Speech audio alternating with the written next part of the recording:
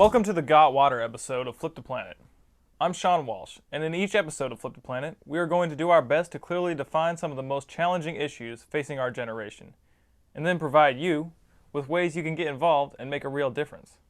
In this episode, we're going to discuss the crisis in safe drinking water on the planet. Today, the Earth's 6.5 billion people have access to less than 1% of the world's water for drinking, sanitation, and agriculture.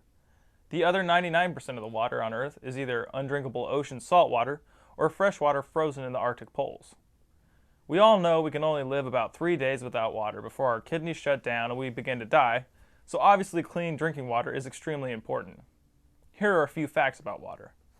Right now, the world consumes about 75 billion gallons of fresh water per day, or about 12 gallons per person for drinking, bathing, cleaning, sanitation, agriculture, and industrial use. The reality is that in wealthy countries, people consume on average 40 gallons of clean water per person, while people in drought-stricken or poor countries have really no clean water. As a result, almost 4,000 children die every day from a waterborne illness. More than 1 billion people on Earth live without safe drinking water, and more than 2 billion people do not have access to proper water sanitation. Why is water sanitation important? Because if nations don't sanitize the water they use for agricultural, industrial, or domestic consumption before returning it to the rivers and lakes in their countries, they eventually end up polluting their own source of safe drinking water. As a result of many nations not practicing proper water sanitation, it is anticipated that 3 billion people will not have access to clean water by the year 2050. The sad thing is, there is potentially enough clean water available on the planet to meet the drinking and sanitation needs of the world's population today and into the future. But because of pollution, improper water sanitation, global warming, population growth, and lack of water conservation, literally hundreds of millions of people will die from lack of clean water in the 21st century if nothing is done to intervene. Let's begin with the impact of pollution on safe water supply. There are 4 main polluters of fresh water: agricultural operations, industrial operations, major construction projects, and untreated sewage. Pollutants from these 4 main types of polluters enter water sources through runoff from farms' operations of animal wastes, fertilizers and pesticides, industrial discharge of chemicals into lakes and rivers or leached into ground soil, construction projects releasing contaminants into ground soil and into the air, and untreated or poorly treated human waste sewage systems. These sources of pollution cause illnesses such as cancer, typhoid, dysentery, respiratory problems, and skin diseases. In fact, half of the world's population's hospital beds are now occupied by people suffering from waterborne illnesses. Urban areas throughout the world, especially in Latin America and Asia, have had such rapid growth over the past few decades that sewage systems have not been able to keep up. And the result is that in many countries, cholera and other diseases are common. Let's look briefly at the impact of global warming on water supply.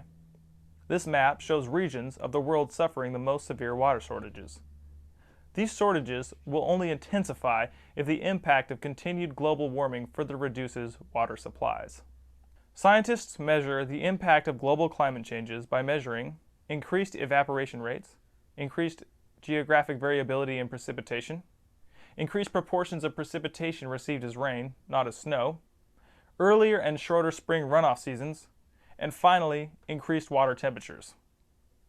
All of these global climate factors are contributing to the zones of severe water shortages seen on the map.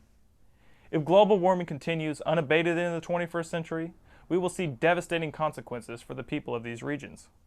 Turning to population growth, this chart shows the human population trend over the past 2,000 years.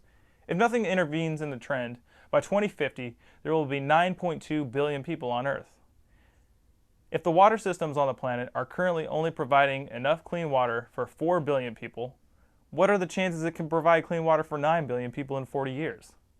Billions of lives are at risk of disease and death. To believe that that kind of crisis will not cause political instability and wars fought over water supplies is to be in a state of denial. So what can be done to help ensure that there is enough safe water for everyone? Organizations have been created in the United States and globally to help fight water pollution, increase water sanitation, and provide research to find new methods of increasing the world's clean water supply. In the United States, The Environmental Protection Agency was formed in 1970 to protect human health and the environment. It created the Clean Water Act in 1972 to address the growing concern over water pollution in the U.S. One of the EPA's major projects has been cleaning up the Great Lakes, which is the largest body of fresh water on the planet. By 1972, chemical contamination from industrial, agricultural, and urban growth in the Great Lakes region was killing life in the lakes, and Lake Erie was pronounced ecologically dead. To this day, despite 35 years of laws and regulations targeted to clean up the Great Lakes, people of the region are still exposed to methyl mercury from eating fish from the lakes. This ongoing battle by the wealthiest nation on Earth to save the world's largest freshwater lakes should be a cautionary tale about how effective developing countries are at preventing the pollution of their own bodies of water. On a global basis, the World Water Council was formed in 1996. The WWC brings together more than 300 member organizations representing more than 50 countries. Its website is a great resource to begin your research on clean water. Check it out at www.worldwatercouncil.org. One way that everyone can directly improve the world's water supply is through conservation. For example, at home, the use of low-flow toilets and shower heads can make a big difference. Showers account for about 20% of total indoor water use, and by replacing 4.5 gallon per minute shower heads with 2.5 gallon per minute heads, each person can save approximately 5,000 gallons of water per year. Here's a really simple but fun website to calculate your daily home water usage. It can be an eye-opener as to just how much water you use every day. We can also adjust our diets to help conserve. For instance, to produce 1 pound of potatoes only takes 12 gallons of water, but to produce 1 pound of beef requires 2,000 gallons of water.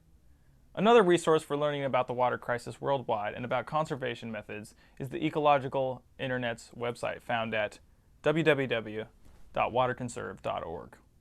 WaterConserve is a website, kind of like ours, that features daily updates that include articles, links, blogs, and more related to water conservation.